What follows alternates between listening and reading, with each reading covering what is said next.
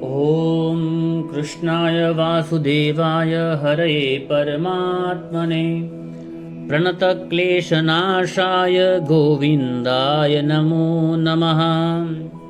આવો આપણે જાણીએ આજે પુરુષોત્તમ એકાદશી, જે પુરુષોત્તમ મહિનાની કૃષ્ણ પક્ષમાં આવે છે, જેને પરમા એકાદશીના નામથી પણ આપણે જાણીએ છીએ.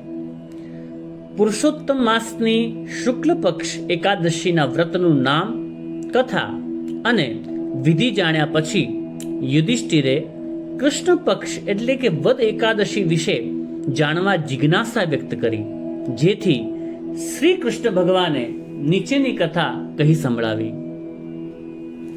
સુમેધા નામે એક ધર્મિષ્ઠ બ્રાહ્મણ હતો. તેની પત્નીનું નામ પવિત્રા હતું. તે સાચે જ પવિત્ર અને પતિવ્રતા હતા.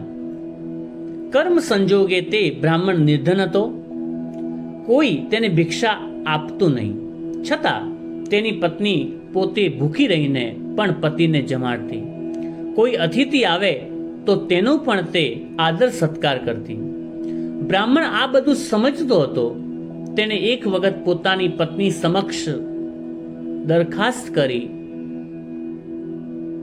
અને કહ્યું કે કેટલા દિવસ સુધી આમ કર્યા કરીશું?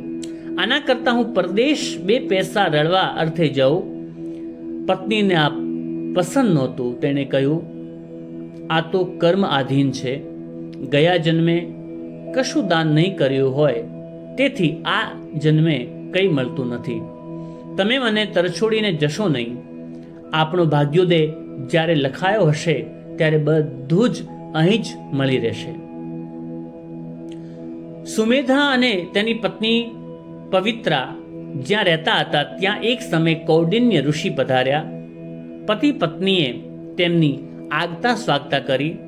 પછી પોતાની દરિદ્રતા દૂર થાય તેવો કોઈ ઉપાય બતાવવા કહ્યું.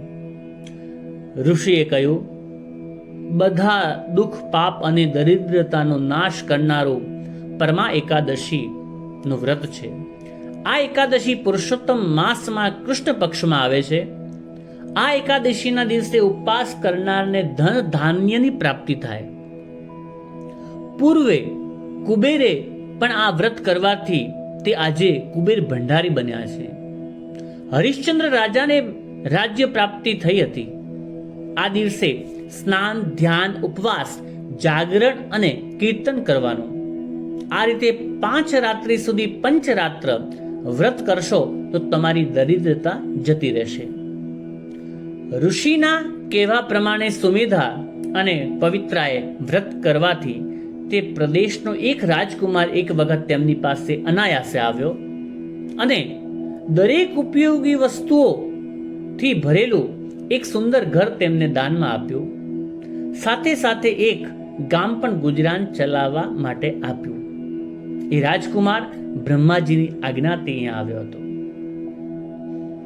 આમ પરમા એકાદશીના વ્રતના કારણે બ્રાહ્મણ દંપતી સુખી થયું અને અંતે વૈકુંઠવાસી થયા. આ એકાદશીનું વ્રત જે કોઈ કરશે, કથાનું શ્રવણ પણ કરશે અને એકાદશીના દિવસે હરિકીર્તન અને ભગવાનનું જાગરણ કરશે, ભગવાન પુરુષોત્તમની કૃપા એમની ઉપર પૂર્ણ બની રહેશે. બોલો પુરુષોત્તમ ભગવાન કી જય. બોલો પરમા એકાદશી માત કી જય. વિનાયક જ્યોતિષથી પ્રકાશ જોશીના આપ સૌને જય શ્રી કૃષ્ણ.